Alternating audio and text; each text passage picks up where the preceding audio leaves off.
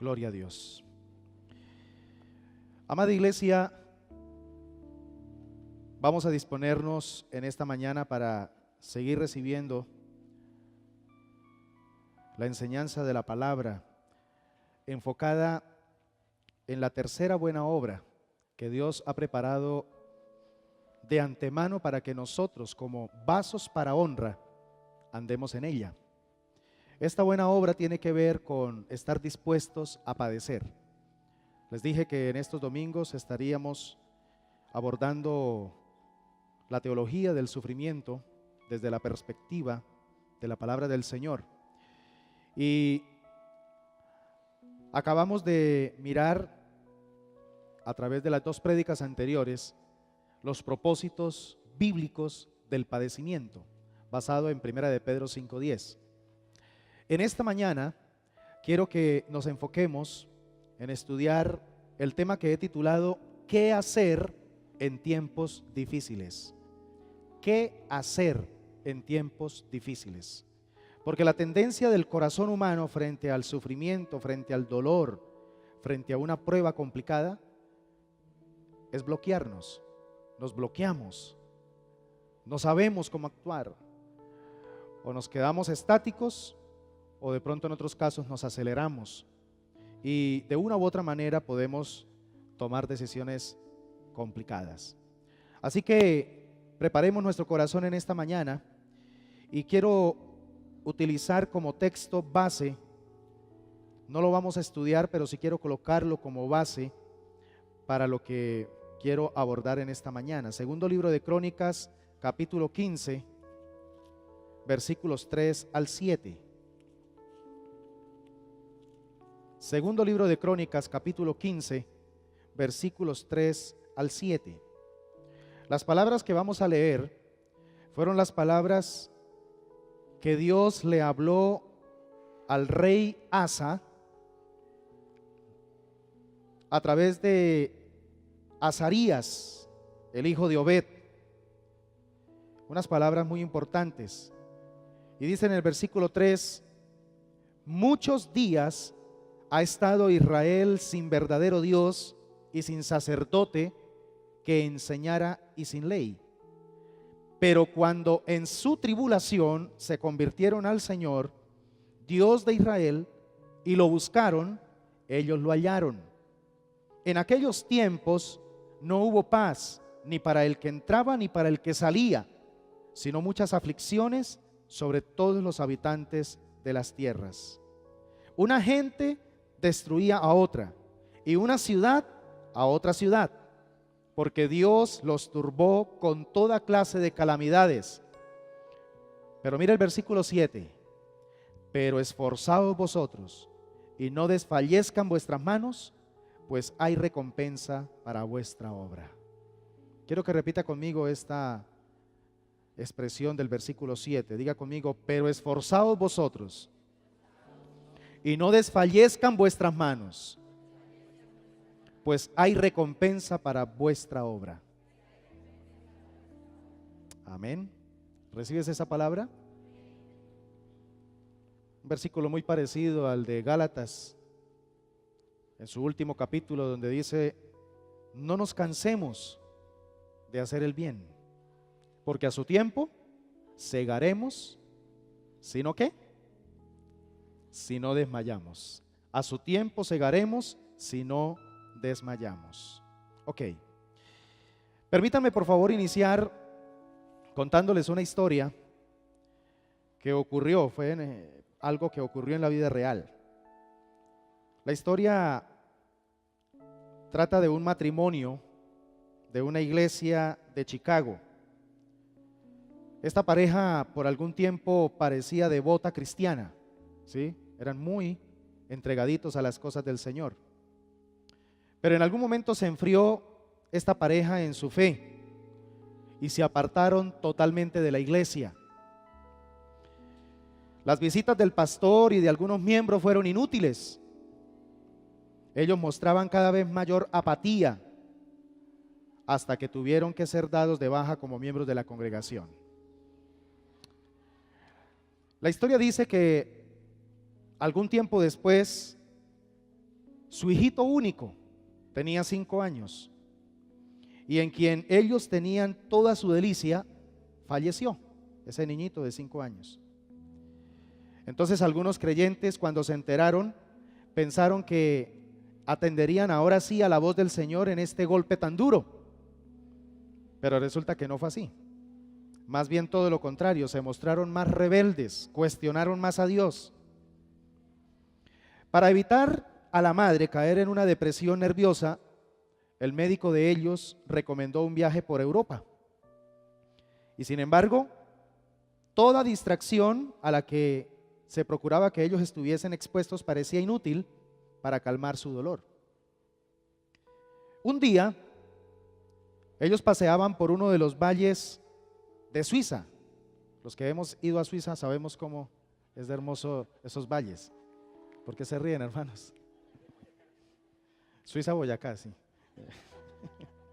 Son idénticos. Y resulta que cuando estaban paseando por esos hermosos valles de Suiza, contemplaron la siguiente escena. Mire cómo Dios usa las cosas tan simples para poder impactar profundamente en nuestro corazón. Resulta que había cierto pastor de ovejas que estaba tratando de hacer que su rebaño cruzara una corriente de agua. Y después de intentarlo una y otra vez, de intentarlo inútilmente, dice que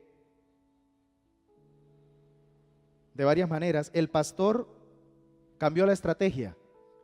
Cogió un corderito hijo de la oveja mansa que llevaba la esquila, la cual inmediatamente cuando ella observó que el pastor cogió su ovejita y se la llevó por el puente, saltó la corriente detrás de su corderito y tras ella avanzó todo el rebaño entero. Del mismo modo, dijo ella entre sollozos a su marido, Dios ha tomado a nuestro corderito al hogar celestial. Y nosotros, en vez de acatar la voluntad de Dios, nos hemos rebelado. Y dijo ella, yo quiero volver al Señor y seguir a nuestro pequeño cordero dentro de algún tiempo cuando Dios nos llame. Y el marido también confesó que hacía algún tiempo que él estaba deseando volver al Señor.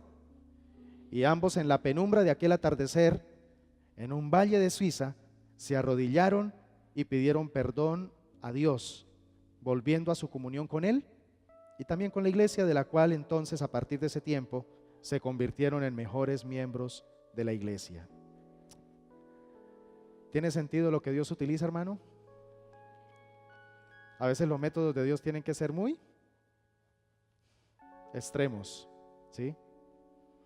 Porque a veces, hermanos, somos como esa ovejita, o por rebeldía, o por temor, o por cualquier cosa, no queremos obedecer a Dios. Entonces, ¿qué tiene que utilizar el Señor? El dolor. Por eso es que el nombre de esta historia es utilidad del dolor, ¿sí? Utilidad del dolor. ¿Qué es lo que podemos nosotros o deberíamos hacer nosotros en un momento de padecimiento, de dificultad, de tribulación? Lo que quiero plantear en esta mañana es una actitud del corazón que debemos empezar a desarrollar y que se va a manifestar en 3 escenarios. Una actitud y 3 escenarios. Porque estoy seguro, mis amados hermanos, que todos los que estamos aquí en esta mañana hemos o estamos o estaremos enfrentando en algún momento alguna dificultad. Hay personas aquí que han venido enfrentando últimamente enfermedades, dolores, tribulaciones, pérdidas de seres queridos. Ayer se casaba una parejita aquí de la iglesia nueva y el día anterior, en la noche anterior, un familiar muy querido y muy cercano del novio murió accidentado. Y ya se puede imaginar usted entonces la situación. Y son las cosas que a veces uno no entiende y son las cosas que de las que uno quisiera todo el tiempo huir. Pero ¿cuál es la actitud que nosotros debemos tener en un momento de prueba, en un momento difícil, en un momento de angustia, en un momento donde lo único que queremos es salir corriendo o escondernos en una cueva? ¿Saben qué es lo que podemos hacer y lo que Dios nos invita a hacer en un momento así? Elevar nuestros ojos. Diga conmigo, elevar los ojos. Eso es lo que debemos hacer. Debemos elevar los ojos. En lugar de mirar el problema y enclaustrarte en el problema, en la dificultad, ¿sí? O por el contrario, volver a mirar atrás y no querer mirar más hacia adelante, el Señor nos invita a que alcemos, levantemos, elevemos nuestra mirada. Por eso quiero utilizar 3 citas bíblicas para los 3 puntos que voy a manejar. Lo primero que Dios desea que hagamos es que elevemos nuestros ojos y busquemos ayuda. Amén. Podemos elevar nuestros ojos y buscar ayuda. Vámonos para el Salmo 121. Es un salmo muy conocido. Salmo 121. Este es un salmo muy interesante.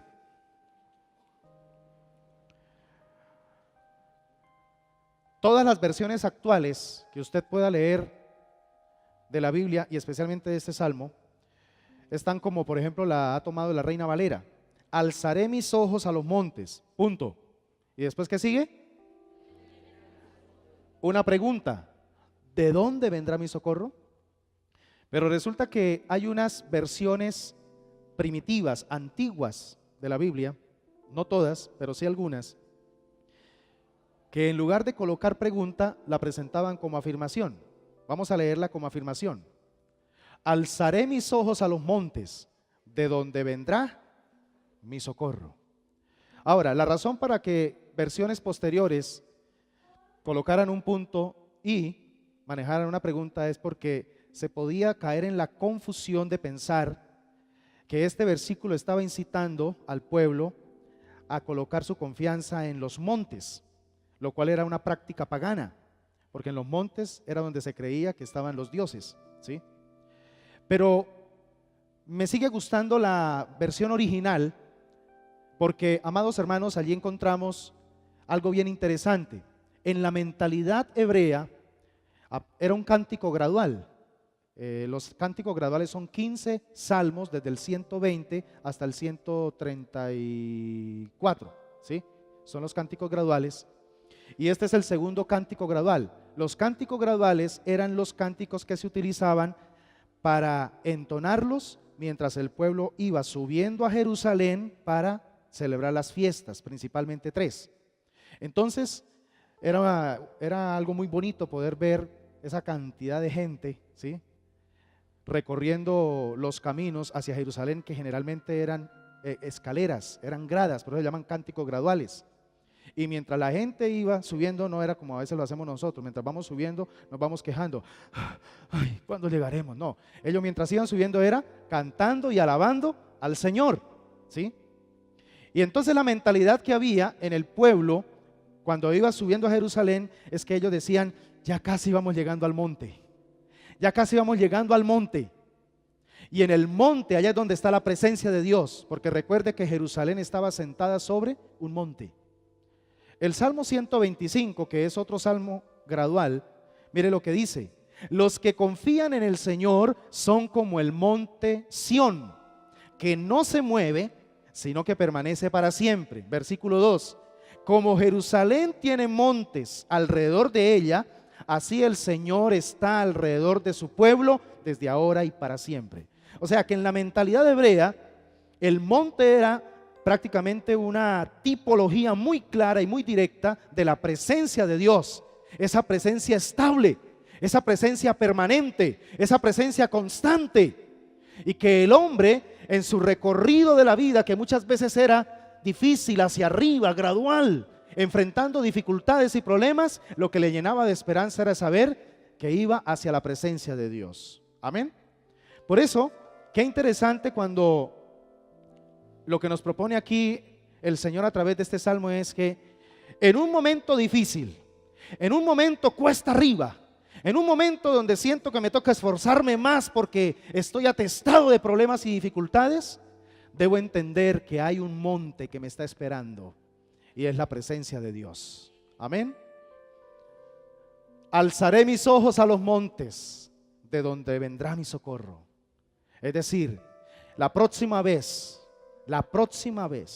que enfrente una dificultad, no voy a clavar mi mirada en el problema ni en la tierra. Voy a clavar mi mirada en lo alto, en las alturas, en los montes. Porque cuando miro un monte, estoy recordándome que hay un Dios que está por encima de mi problema. Ni siquiera está entre mi problema, está por encima de mi problema. Y como está por encima de mi problema, Él tiene la solución. Amén. Él tiene la solución. Qué hermoso. Entonces mirar, por ejemplo, que el salmista probablemente estaba metido en problemas. Que el salmista de pronto estaba cayendo en una situación peligrosa. Pero pese a esa circunstancia, él toma una actitud correcta y es: elevó sus ojos y buscó ayuda. ¿Cuántos reconocemos que estamos necesitando la ayuda de Dios? Esto es fundamental. ¿Cuántos matrimonios se están desmoronando, pero por el orgullo de uno de los dos no se quiere buscar ayuda? No se quiere buscar ayuda. Y se mantiene enclaustrado mirando lo que falta, lo que no se hace, lo que genera conflicto, pleito. Pero es tiempo de alzar la mirada y buscar ayuda. Porque hay una promesa de la palabra y es que si buscamos ayuda, vendrá ayuda. El ayudador nos sostendrá. Él decidió mirar a lo alto y en su mirada, desde su angustia, desde su agotamiento, desde su cansancio, él miró primeramente a su Creador omnipotente. Mira el versículo 2. Mi socorro viene del Señor que hizo los cielos y la tierra. Es como si el salmista dijese: si estoy mirando al que creó los cielos y la tierra, pues también puedo mirar al que puede crear, diseñar una solución para mi problema. ¿Usted cree eso, hermano? Si Dios pudo crear esa belleza de mar con todo lo que hay allí, si pudo crear esas nubes, esos cielos, esos planetas, si pudo crear esas montañas, esos valles, esos desiertos, esas lagunas, esos animales, esos bosques, ¿será que Él no puede crear o diseñar una solución para lo que estoy viviendo y enfrentando? Alcemos la mirada. En nuestro momento de dificultad, en nuestro momento de padecimiento, alcemos la mirada, no hagamos lo del avestruz. ¿Sabe qué pasa con el avestruz cuando está emproblemado?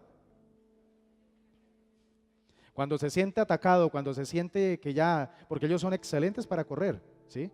Un avestruz puede correr hasta 70 kilómetros por hora, ¿sí? Hasta 70 kilómetros por hora puede correr un avestruz. Pero cuando el enemigo ya definitivamente lo acorraló, llega un momento donde mira para todos lados y ¿sabe qué hace? Con ese pico en forma de V, de una vez, tremendo golpe hacia la arena y esconde la cabeza dentro de la arena. Y a veces nos pasa a nosotros lo de los avestruces, ¿sí? Miramos para un lado y otro y nos sentimos acorralados y ¿qué más? Clavemos la cabeza, como quien dice, hasta aquí llegué. Eso es como cuando le hacemos creer a los niños que cuando uno cierra los ojos, o sea, uno en el juego de buscarlos a ellos, ¿no? Que juguemos a las escondidas y de pronto ya voy llegando y lo voy a coger, entonces los enseñamos de que cierre los ojos para que papá o mamá no lo vea. Y el niño piensa que por él cerrar los ojos, papá y mamá desaparecen. Y a veces crecemos creyendo eso, ¿sí? Que tenemos un problema, tenemos dificultad. Si cierro los ojos, desaparecen. No. Aquí la propuesta es todo lo contrario. Aquí la propuesta es: frente a tu problema, frente a tu adversidad, frente a tu lucha, alza tus ojos y busque ayuda. ¿De dónde vendrá mi socorro? ¿De dónde? del Señor que hizo los cielos y la tierra. Amén.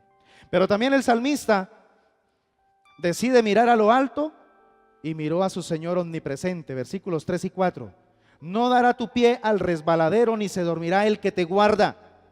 Por cierto, no se adormecerá ni dormirá el que guarda a Israel. Tenemos un Dios omnipresente, que todo el tiempo está ahí, en todo lugar está ahí presente. El Dios que sabe lo que estás viviendo, el Dios que sabe lo que estás enfrentando. Él no es ajeno a tu dolor, Él no es ajeno a lo que estás sintiendo, a la lucha que estás enfrentando. Dios la conoce, Dios la entiende porque está ahí contigo. Él está presente. Y aunque el pastor no esté presente, y aunque el líder no esté presente, y aunque los familiares que usted esperaba que estuvieran presentes ayudándole, el Señor sí está presente. Él es el Dios Chamá, el Dios que nunca, nunca te abandonará. Pero también el salmista decidió en medio de su problema, decidió mirar a su Salvador compasivo. Versículos 5 y 6. El Señor es tu guardador, el Señor es tu sombra a tu mano derecha. El sol no te fatigará de día, ni la luna de noche, ¿verdad? Esto es algo muy especial. El salmista está mirando a ese Dios que tiene la potencialidad de salvarle. Aquí hay algo interesante porque habla de algo que para todos es muy normal. El sol nos puede fatigar, pero ¿cómo así que y la luna de noche? ¿La luna también puede fatigar? Resulta, mis hermanos amados, que hay una creencia bastante antigua en el pueblo hebreo de que la luna, como la luna fue marcada para los tiempos, ¿sí? Eso lo dice la Biblia, la luna marca los tiempos. Entonces ellos creían que habían ciertos tiempos de la luna que propiciaban un mayor ambiente o propiciaban un escenario más fácil para que los espíritus, los demonios pudieran actuar en las personas, ¿sí? Y por eso se hablaba mucho en el tiempo de Jesús de los lunáticos, ¿sí? Y una persona lunática en el contexto primitivo del Evangelio era una persona que de tiempo en tiempo, según el cambio de la luna, venían espíritus y atormentaban a esa persona, ¿sí? El muchacho lunático, por ejemplo, ¿se acuerdan? Entonces, los que tienen algún conocimiento o han sabido de las artes ocultas, creo que no necesito explicarles. El sol y la luna juegan un papel preponderante en esos trabajos, ¿sí? No solamente el sol, sino también la luna. De ahí aparece, por ejemplo, lo de la luna llena, que el hombre lobo y todo eso. Eso tiene su fundamento desde muy antiguo. Pero hermanos, el punto es este, que sea en el día o sea en la noche, lo que me esté pasando, lo que me esté amedrentando, lo que esté sucediendo, no importa. Yo mantendré mi mirada en lo alto y el Señor me ayudará, el Señor me salvará, el Señor me dará victoria. ¿Cuántos lo creen? Y también invoca o mira a lo alto para mirar a su Dios que le protege. Versículos 7 y 8 dice: el Señor te guardará de todo mal, Él guardará tu alma, el Señor guardará tu salida y tu entrada desde ahora y para siempre. Salida y entrada es una expresión común para decir todo lo que tengas que hacer durante el día, ¿sí?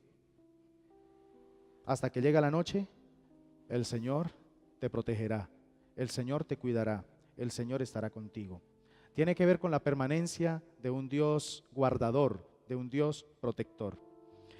Así que, hermanos, nosotros somos llamados a, en medio de nuestra angustia y en medio de nuestra dificultad, mirar a ese Dios salvador. ¿Qué dice Isaías 45, 22? Isaías 45, 22.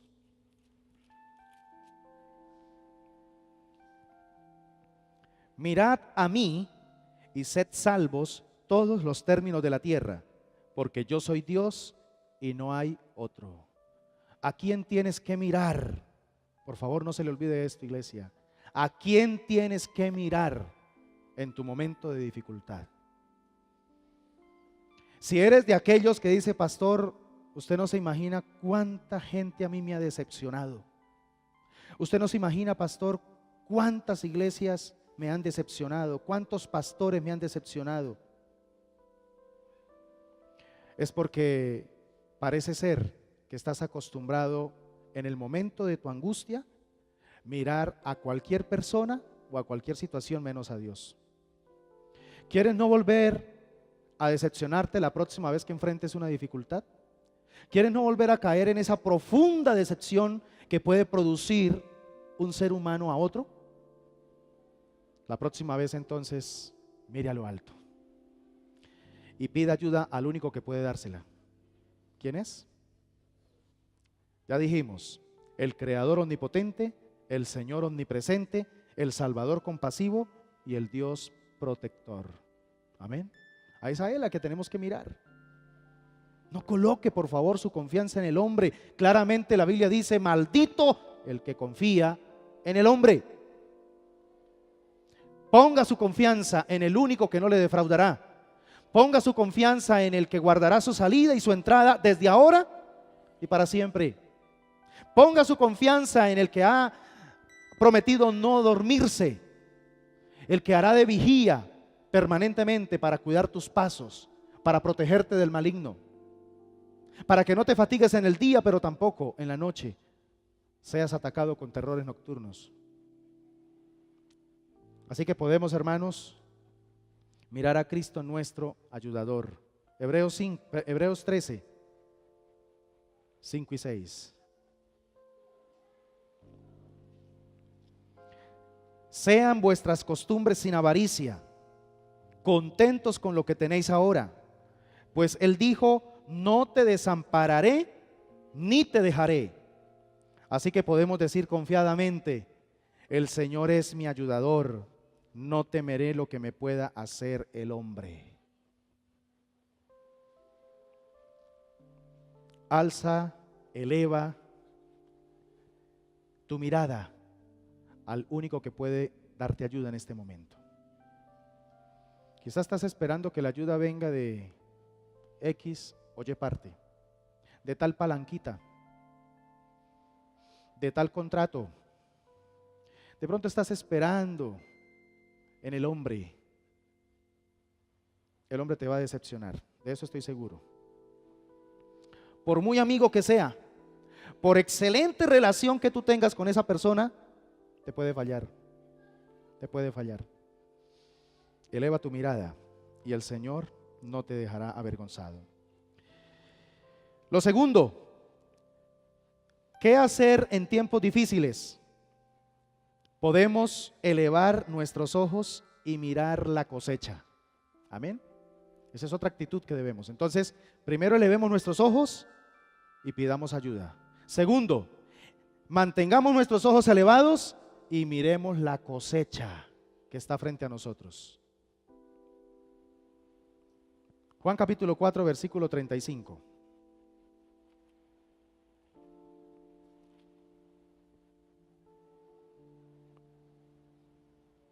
¿No decís vosotros, aún faltan 4 meses para que llegue la siega? Yo os digo, alzad vuestros ojos y mirad los campos, porque ya están blancos para la siega. Alzad vuestros ojos y mirad los campos. A ver, ¿a qué se está refiriendo esta segunda propuesta de alzar los ojos y mirar la cosecha? Lo que está diciendo es que alcemos o elevemos nuestros ojos y empecemos a ver las almas perdidas que están pereciendo.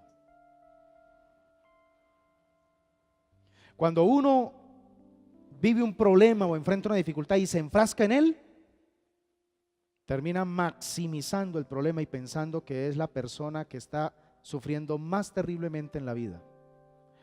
Pero el Señor nos invita para que en un momento de padecimiento, de angustia, de dificultad, alcemos nuestra mirada y empecemos a mirar a todas las personas que nos rodean. Y una vez usted haga un paneo, sea consciente de cuántas de esas personas tienen un problema mucho más delicado que el tuyo. Porque por lo menos, hermano, usted ya solucionó su problema judicial eterno. Por lo menos usted ya sabe que si en este momento le toca irse, ya sabe para dónde se va. Amén. Ahora, si hay alguien aquí que todavía, frente a esta declaración, dice, no, yo todavía no sé, le invito para que abra su corazón a Jesucristo y lo invite a entrar en Él y se convierta no solamente en su Salvador, sino en su Señor, que venga y gobierne su vida. Porque si Jesucristo nace en usted, es decir, usted es nueva criatura, heredarás el reino de Dios. Si no has nacido de nuevo, no puedes heredar el reino de Dios. Pero si has nacido de nuevo, heredarás el reino de Dios. Y entonces significa que usted ya solucionó su problema más terrible. Es una tragedia eterna, que gloria a Dios ya la solucionamos en Cristo Jesús.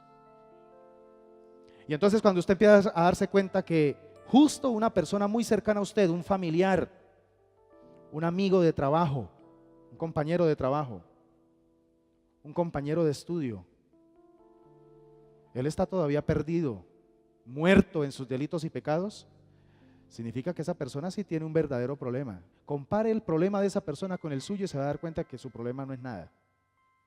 Amén. Así usted lo esté viendo como, uy, es terrible, es que no aguanto más. Pero póngalo en la balanza y se va a dar cuenta que por muy terrible que sea ese problema, es menor porque su problema es temporal. En cambio el problema de la otra persona es eterno, eterno. Por eso es que entonces el Señor le está diciendo aquí a los discípulos: ustedes están diciendo que faltan 4 meses para la siega. Es una frase muy común en la época, o como proverbial para decir, no, todavía me falta mucho tiempo. Se demora. Es como decir hoy en día así. Y el Señor les dice, no, alcen sus ojos y miren, porque ya llegó el tiempo de la cosecha. Ya los campos están listos para ser segados. ¿Y a quién le corresponde hacer esa tarea? A la iglesia. Jesús acababa de decir eso porque vio el impacto de cómo había tanta hambre de Dios por el testimonio de una mujer que se arrepintió, que nació de nuevo, la mujer samaritana. Fue y le predicó a los hombres después de que ella se sintió confrontada con el mensaje de Jesús y les dijo a todos los hombres: vengan y miren, he encontrado a un hombre que me ha dicho todo cuanto he hecho. ¿No será este el Mesías? Y corrieron con ella y vinieron a escuchar a Jesús. Y después estaban tan engolosinados con la palabra de Jesús que ellos le rogaron a Jesús que se quedase otro tiempito, y se quedó 2 días más. Y en esos 2 días predicó el evangelio, y dice la palabra del Señor que entonces le dijeron a la mujer: ya no solamente creemos por tus dichos, sino por lo que nosotros mismos hemos oído, que Él es el Cristo, el Mesías esperado. Y cuando Jesús vio esa hambre y esa sed de esa gente buscando de Dios, que eran unos marginados, unos discriminados, porque era Samaria, los judíos lo odiaban, los odiaban. Y sin embargo el Señor dice a los discípulos: levanten sus ojos,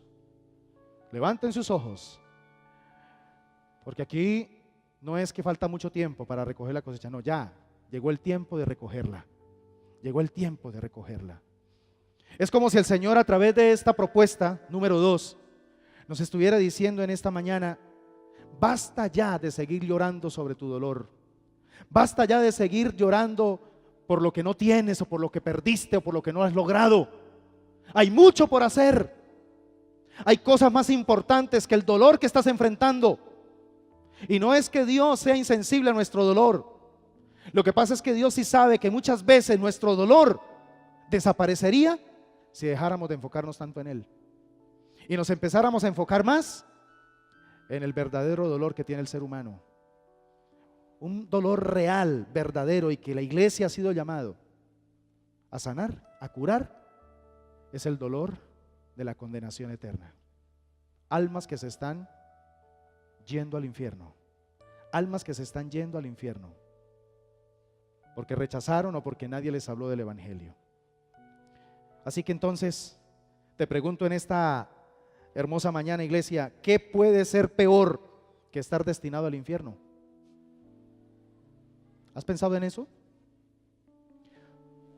Todos aquellos seres queridos, todos aquellos amigos que usted tanto ama y con los que pasa mucho tiempo hablando y riéndose, si no han nacido de nuevo, están destinados al infierno.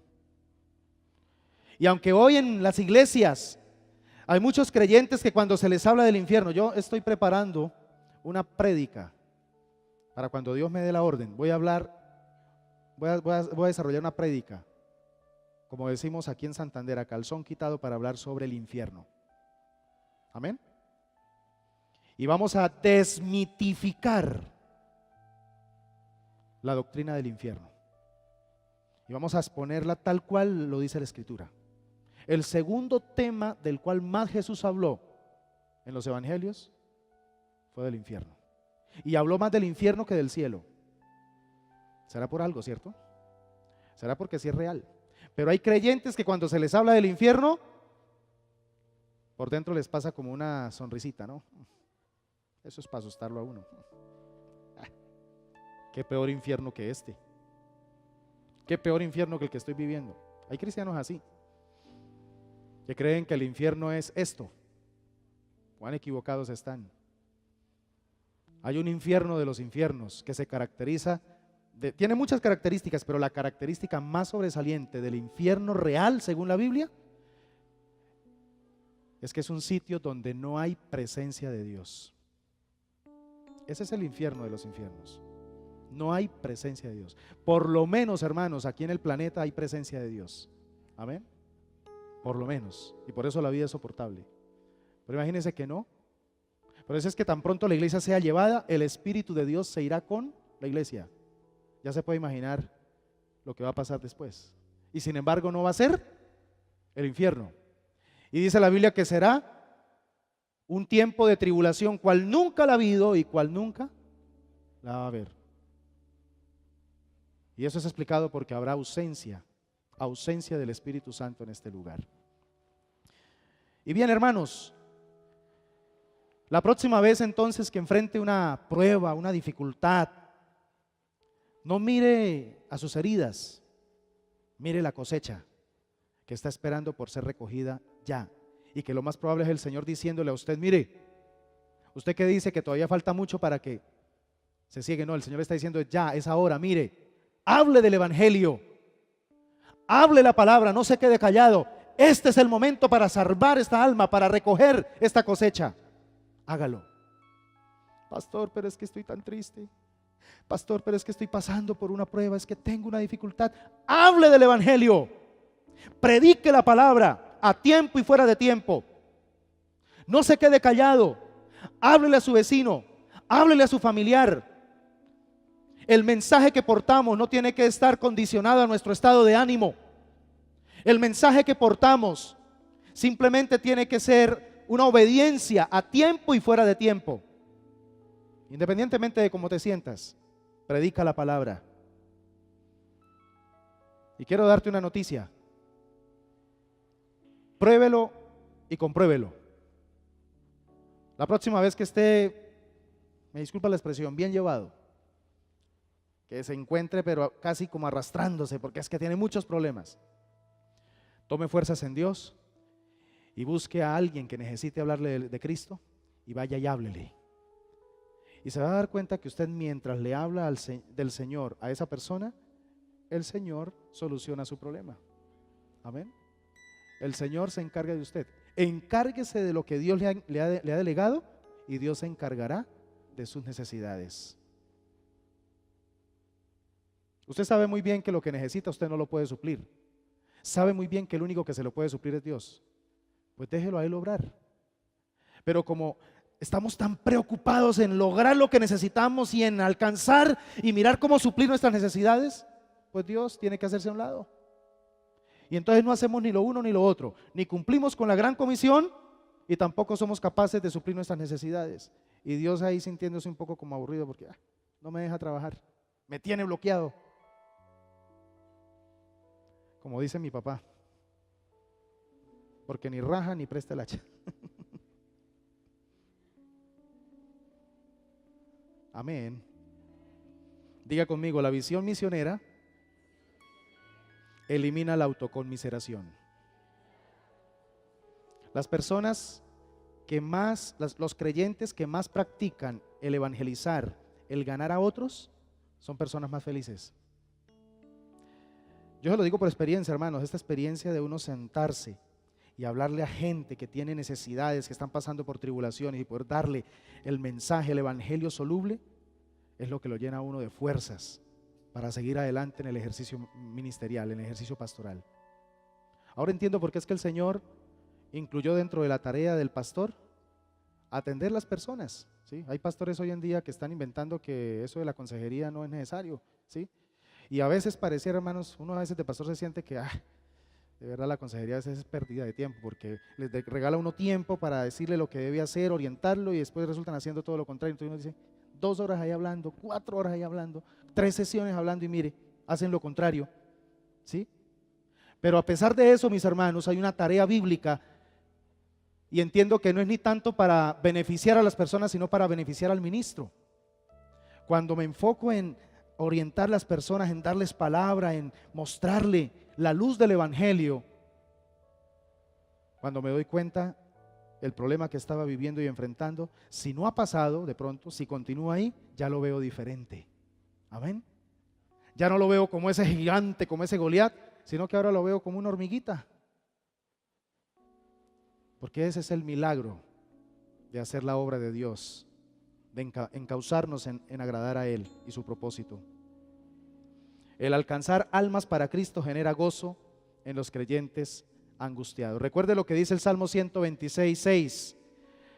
Mire qué hermoso, Salmo 126:6.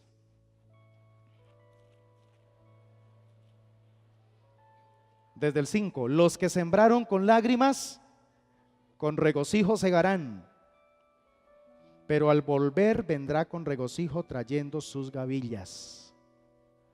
Amén. ¿Esto qué significa? Que cosechar cambia nuestras tristezas en canciones.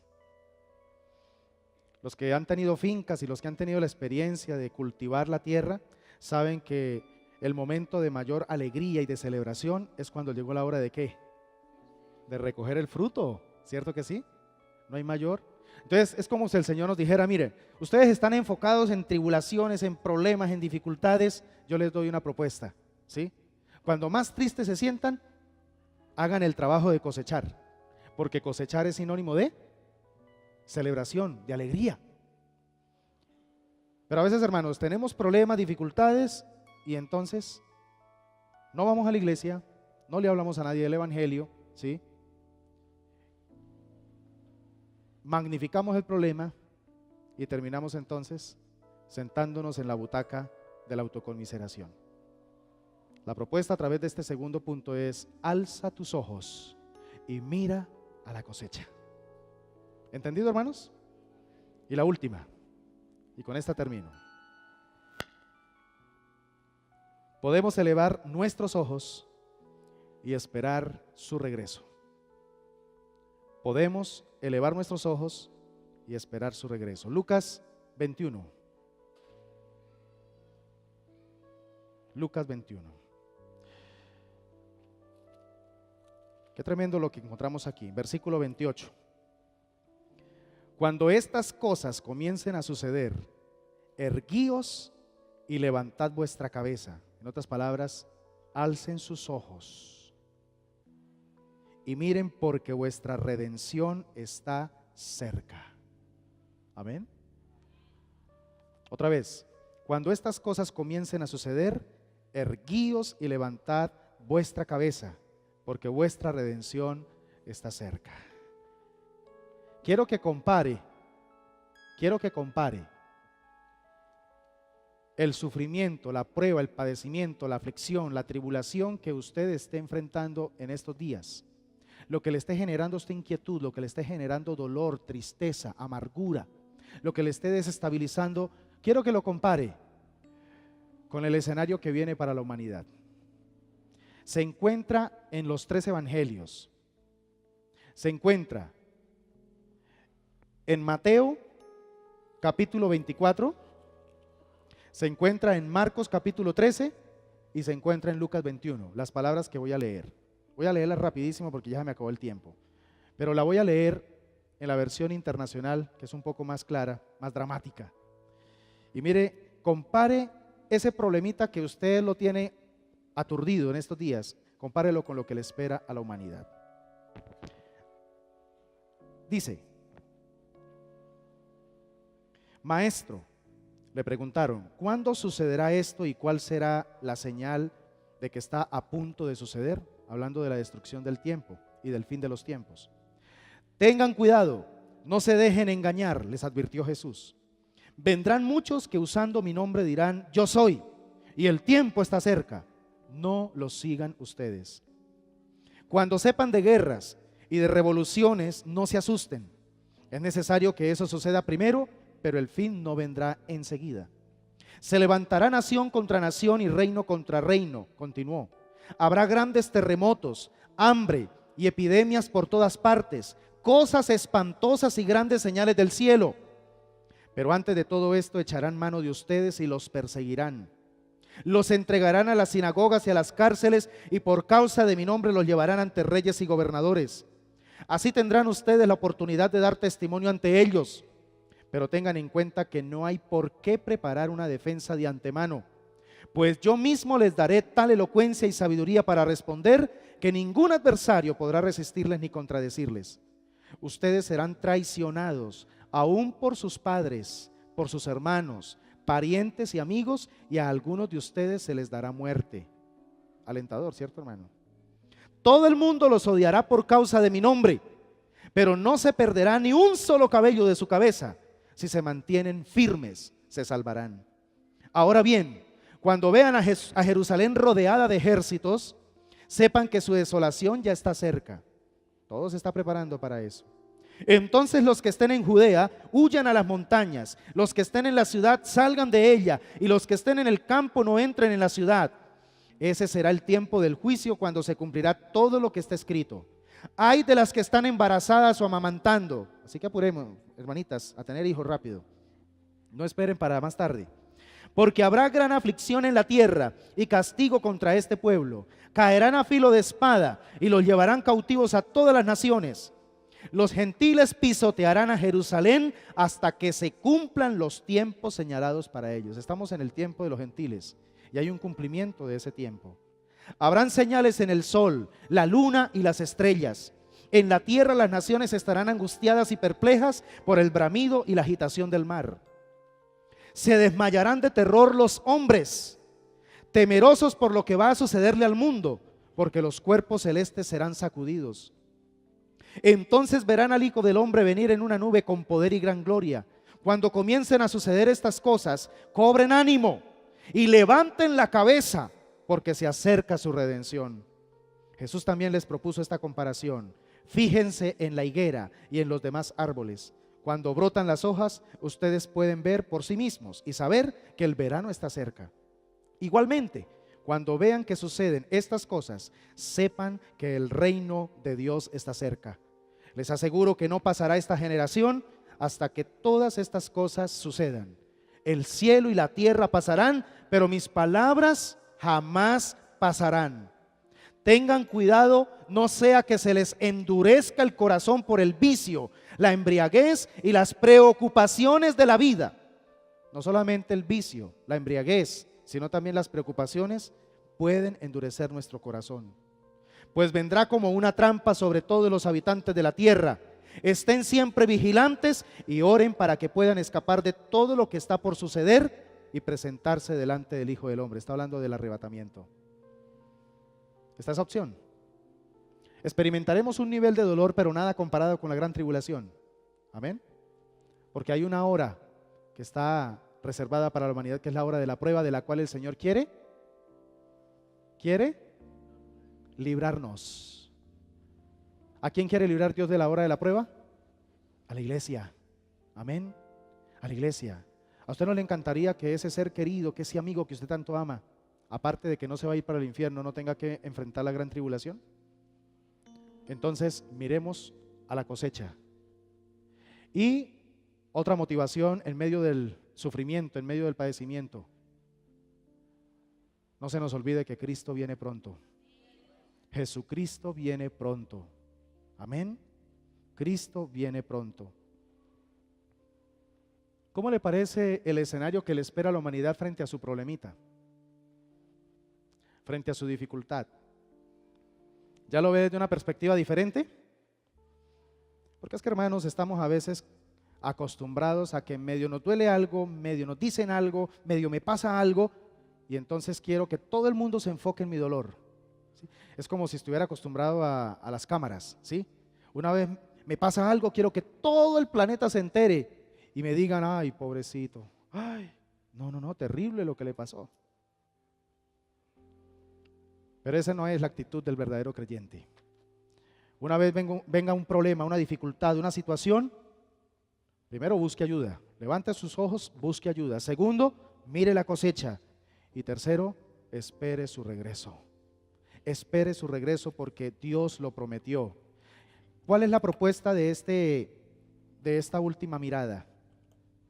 Que así como le espera a la humanidad un tiempo difícil, en la hora más oscura, en la hora más turbulenta, en la hora de mayor tribulación, aparecerá el Hijo del Hombre en las nubes y va a manifestar su poder sobre la tierra. Amén. En ese momento ya nosotros vendremos con Él, ¿sí? Porque estamos hablando ya de la segunda venida de Cristo. Antes de la segunda venida de Cristo está el arrebatamiento de la iglesia, ¿sí? Pero lo que estoy diciendo, hermanos, es que así como se va a dar ese cuadro, escatológicamente hablando, entendamos que también en el momento de mayor angustia, en el momento de mayor aflicción, en el momento en el que me siento más encerrado, debo alzar mis ojos porque el Señor va a manifestarse, porque el Señor va a regresar por mí, porque el Señor me va a dar la victoria, porque el Señor no me va a dejar caído, Él me va a levantar, porque Él lo ha prometido en su palabra. Amén. Yo le dije desde el comienzo de este mes, hermano, no es que Dios halle placer en ver a sus hijos sufriendo. Esa no es la naturaleza de Dios. Pero un siervo de Dios sí debe estar dispuesto a padecer por causa de Jesucristo. Amén. Y no se goce solamente en los momentos alegres. Aprenda a gozarse en los momentos difíciles. ¿Qué es gozarse en los momentos difíciles? Es tener la fortaleza y la perspectiva de Dios para poder tener también la actitud correcta. Todo problema y toda dificultad que enfrentemos, con Dios es posible sortearlo. Amén. Van a venir a la naturaleza terremotos, tormentas. Van a haber tensiones terribles entre las naciones. Van a haber rumores de guerras. Van a haber guerras. El planeta se estará enfrentando a una terrible crisis, a un día muy complicado, el día del juicio del Señor, que es un día grande y terrible, dice la palabra. Pero aún en eso, los cristianos tenemos un mensaje de esperanza en medio de las circunstancias difíciles para la humanidad. En los días más oscuros, el Señor abrirá un camino. En los tiempos difíciles, el Señor manifestará su poder y su gloria. Recuerde una cosa, ese problema, esa dificultad es temporal. Y con esto termino. La palabra tribulación viene de una herramienta que se utilizaba en la cultura romana, muy común en los tiempos de Jesús, que era el tribulún. El tribulún era una herramienta que se utilizaba para poder cernir el trigo, para que se separara el tamo del trigo. ¿Se llamaba cómo? Tribulún, y de ahí viene la palabra tribulación. Entonces ya entendemos más o menos para qué Dios nos permite de tiempo en tiempo pasar por tribulación, ¿sí? La tribulación no es para que Dios se siente ahí y empiece a comer esto, crispeta y gaseosa y empiece a deleitarse. Ay, mire cómo sufre. Oh, qué chévere, cómo está sufriendo. Dios no es así. La tribulación es lo que Dios nos permite vivir y enfrentar porque Él tiene un interés, y es sacar de nosotros el tamo, quitar de nosotros lo que realmente no es, lo que no sirve, lo que si pasa por el fuego se quema. Él quiere que cuando tengamos que pasar por el fuego, lo que realmente somos en Dios sea purificado y prevalezca. Amén. Así que cuando el Señor en su sabiduría permita tribulación en nuestra vida, sepamos que el Señor nos ayudará y tiene un buen propósito con todo esto. ¿Qué tenemos que hacer en medio de la tribulación? ¿Qué tenemos que hacer en momentos difíciles? Diga conmigo, debo alzar mis ojos. Dígalo bien fuerte, debo alzar mis ojos y buscar ayuda. Debo alzar mis ojos y mirar la cosecha. Debo alzar mis ojos y esperar su regreso. ¿Cuántos esperan a Jesucristo? Colóquese en pie, por favor, y vamos a orar.